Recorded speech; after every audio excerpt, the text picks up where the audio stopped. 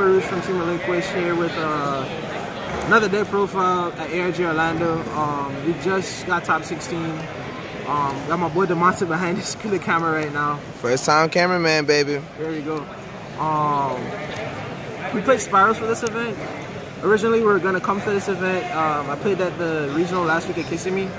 I tested out the list. That original list, it didn't do so well. Then I tested again this past weekend at my locals against VicMerc, our team manager. And I saw some last minute adjustments I could make to the deck. Then something happened Friday night. I wasn't gonna go to the event, and then my boy Cameron over here playing FK Fire Kings was saying like, "Yo, let's go."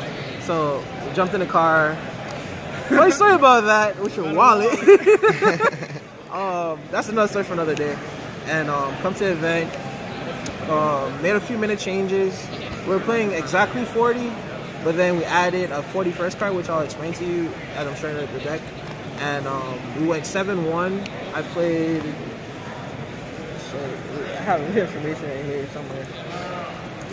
Got the notes? Yeah, I played against 4 Trick Stars. And I won against all of them. Shout out to Michael State. The toughest match on there. I played 3 mirror matches, I want to say, and 2 pendulums. Losing to 1 pendulum. So that was about it. But besides that, the deck was... I feel like the list was really good. I feel like there's some changes I can really make to the deck. It's going first or going second SPYrals.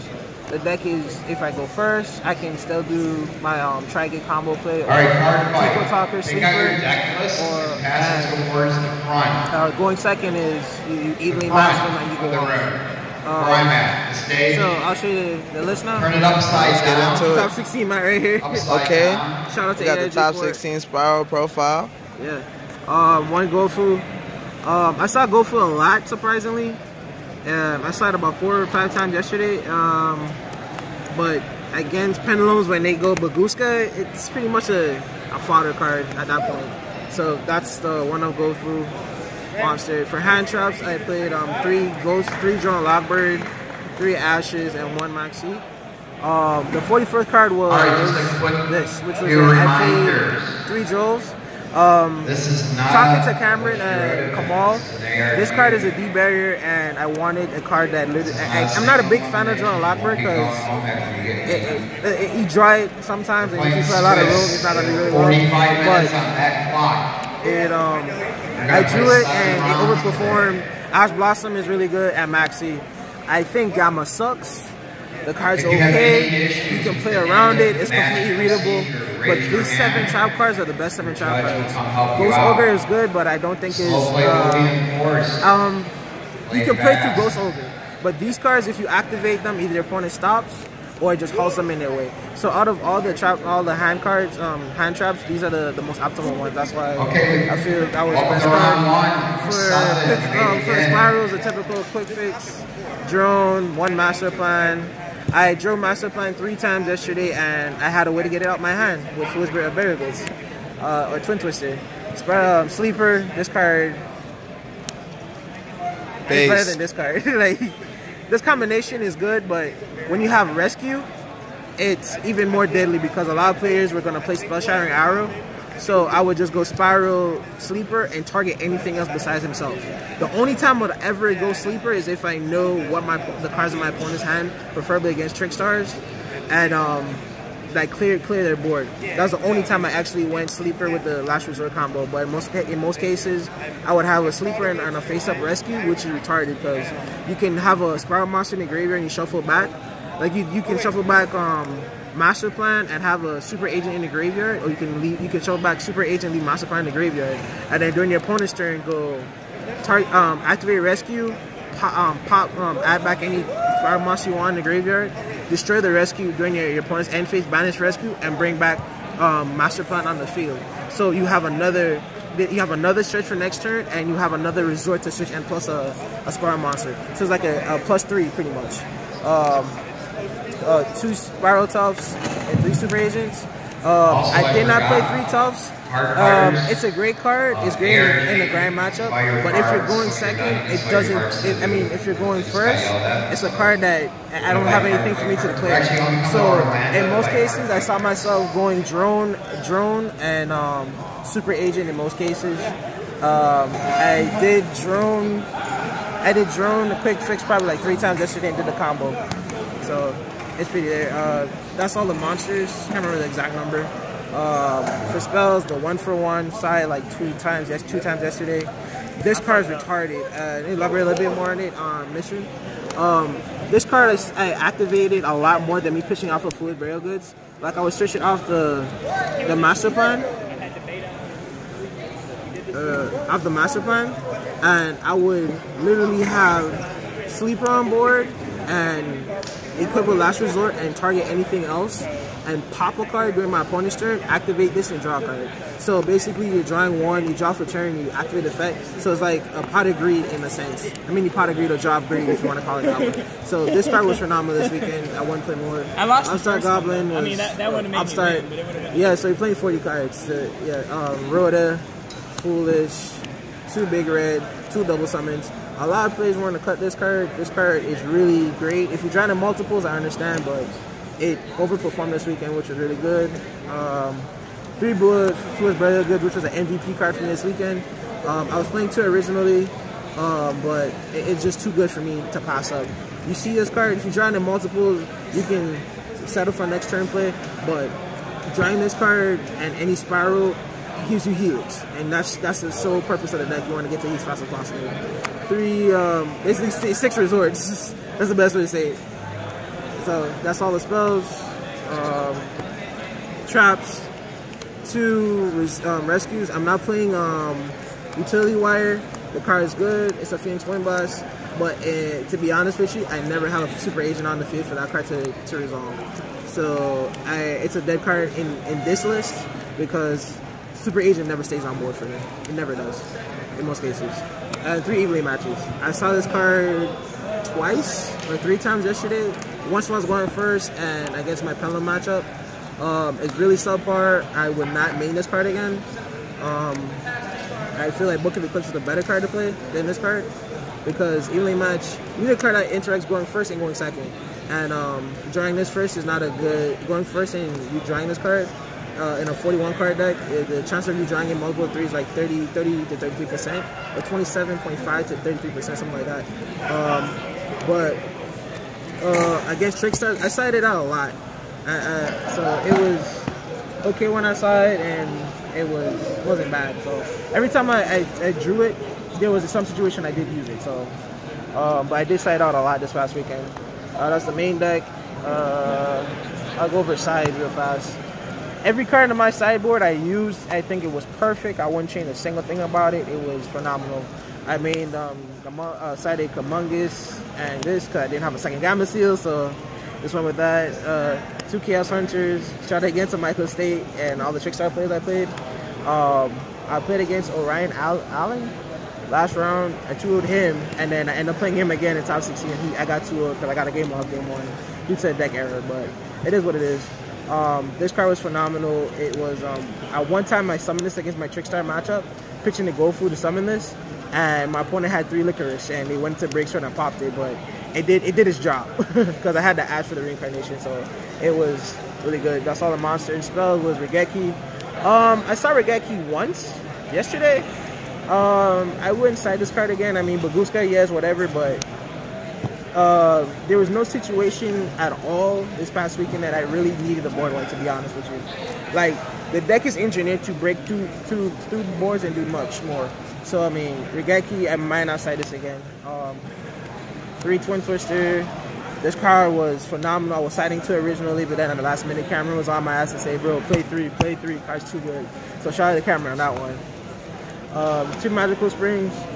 This card was... it was good against my Pendulum matchups, but then when I didn't see it, it was ass.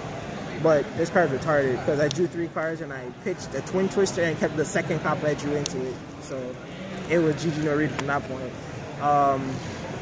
Sideboard, I sided 2 Psalm Scolding and 3 Mind Crush.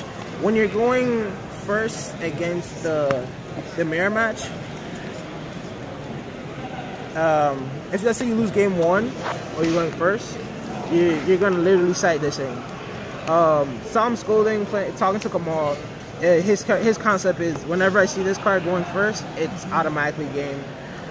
This was my first time actually playing Mind Crush, and this card was insanely broken. I set it against my Trickstar matchup going first. It did so much. Like when my opponent added Reincarnation, at one point I Mind Crushed my opponent's Reincarnation, and he had 3 in his hand. So yeah, Mind Crush is the nuts.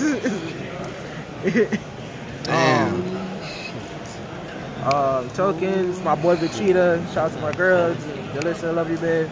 And Seto Kaiba, best duos, fuck Yugi. Yes, you heard me say it.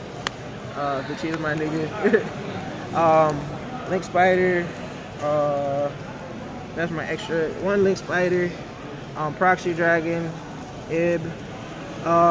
This was a very interesting call the last minute because I had a 14 cards in my extra deck and I spaced for a 15th one. I picked up a 30 Helix.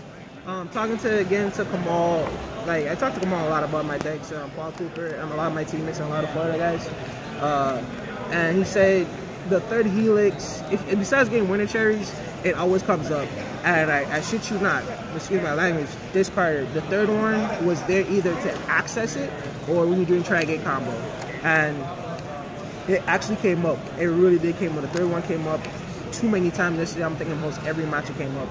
I only went into time like probably twice yesterday because this card literally adds a card from the graveyard back to your hand. Like you can add a sleeper out the graveyard. So if you run out of rescues, this is like the third rescue practically of the deck. So this card has so much intricate plays to it. 1 Tri-Gate, 1 Deco Talker, 1 Negrisu. Went to Negrisu a lot yesterday. Was pretty interesting. Firewall, shout out to Michael, stay for the French one. Shout out, bro.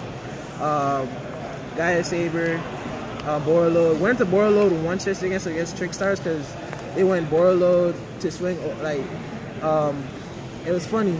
I was playing against a Trickstar player and he went 4 monsters and he went Kingdina swing over Drone. And I went Drone's effect tribute because he had 4 or 5 cards on the field, and I made my super agent gain 2,000 attack at 2,500, so it was pretty beefy. He went Borreload and then to decrease his attack, and then during my turn, it went Borreload, took his Borreload, and I went Spiral Tough to the swing. So it was pretty dirty. So that's all the Link monsters here.